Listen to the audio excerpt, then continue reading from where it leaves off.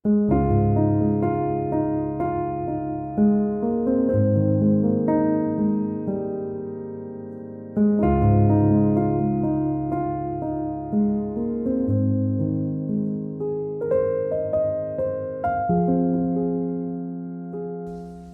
pagi Bapak, Ibu, Saudara sekalian. Pagi hari ini tanggal 23 Maret 2026, saya Pramudia menyapa pada program pagi Sapaan dan Renungan GKI Salatiga.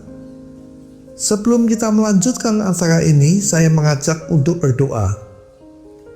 Tuhan, terima kasih atas malam yang Kau berikan, sehingga kami dapat beristirahat dan tidur dengan lelap untuk melepaskan lelah kami.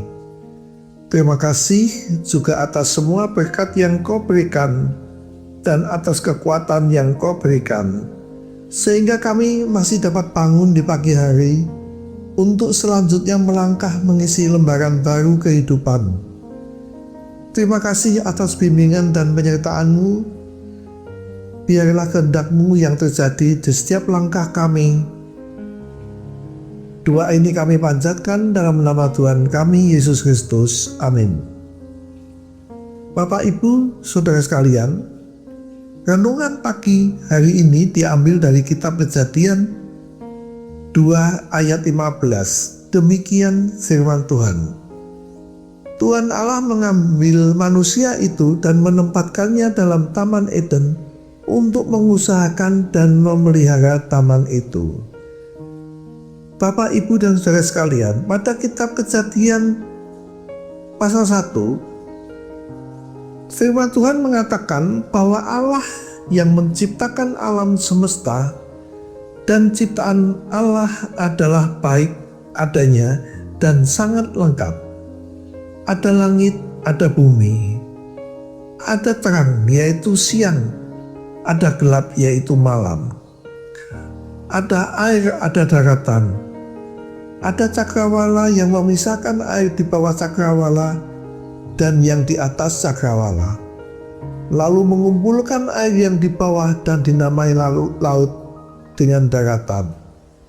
Tulas-tulas muda dengan segala jenis tumbuh-tumbuhan, menciptakan benda-benda penarang, matahari pada siang dan bulan serta bintang pada waktu malam, menciptakan binatang-binatang laut, burung dan binatang yang terbang serta yang merayap. Kemudian menciptakan manusia yang berkuasa atas ikan-ikan di laut, burung-burung di udara, atas ternak dan atas seluruh bumi, dan atas segala binatang yang melata dan yang merayap di bumi. Kemudian Allah menempatkan manusia di Taman Eden untuk mengusahakan dan memelihara taman itu.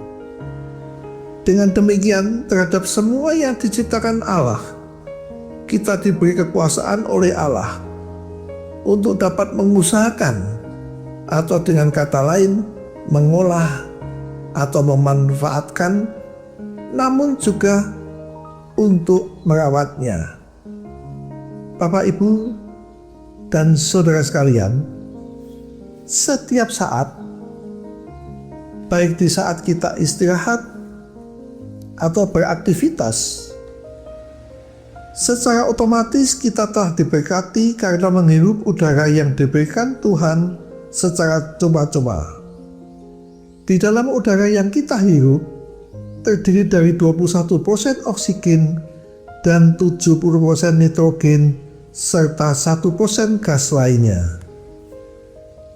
Dengan oksigen yang kita hirup tersebut, metabolisme tubuh kita dapat berjalan sempurna karena terjadi proses pengubahan glukose menjadi energi, terjadi respirasi sel, sintesis protein sehingga membangun jaringan tubuh, menghilangkan racun dari tubuh.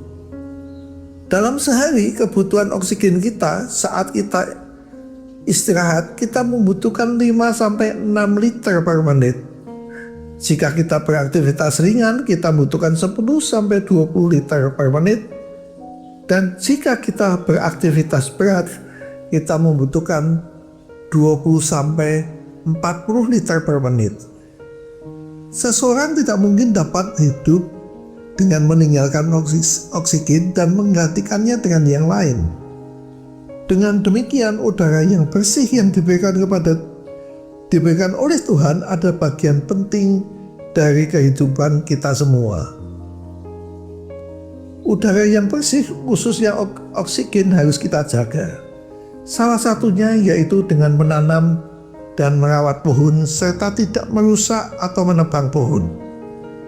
Karena tanaman dewasa melalui proses fotosintesis akan menghasilkan 100-200 liter oksigen per hari. Misalnya tanaman pinus, dia akan menghasilkan 150-200 liter per hari. Tanaman alga 200-300 liter per hari. Oleh karena itu, udara yang diberikan Tuhan kepada kita, mari kita syukuri sebagai berkat. Namun apakah kita merawat dan menjaga udara tersebut agar tetap bersih? Kemajuan teknologi telah berdampak kepada udara. Asap pembakaran pabrik telah mengakibatkan udara menjadi kotor. Penambangan secara besar-besaran dan tidak terkendali telah mengakibatkan udara kotor karena banyak tanaman ditebang dan hutan menjadi gundul. Banyaknya kendaraan juga salah satu yang mengakibatkan udara kotor. Perkembangan kehidupan dengan industrialisasi terus terjadi dan tidak mungkin dihentikan, bahkan ditiadakan. Namun dapat dikurangi dampaknya dan dikendalikan. Sudahkah kita terlibat dalam kegiatan tersebut? Sudahkah gereja terlibat dalam kegiatan semacam itu? Tuhan memberi kita kuasa untuk mengolah dan merawat ciptaannya, bukan untuk merusak ciptaannya. Mari kita berdoa. Terima kasih Tuhan, jika melalui firman-Mu kami diingatkan untuk memanfaatkan dan merawat ciptaan-Mu. Berilah kami kekuatan untuk dapat hidup berdamai dengan alam semesta, sesama manusia, dan semua yang telah Engkau ciptakan. Amin. Bapak, Ibu, Saudara sekalian, terakhir kali saya mengucapkan selamat menjalankan aktivitas pada hari ini. Kemudian jangan lupa untuk selalu hidup berdampingan bersama ciptaan Tuhan lainnya.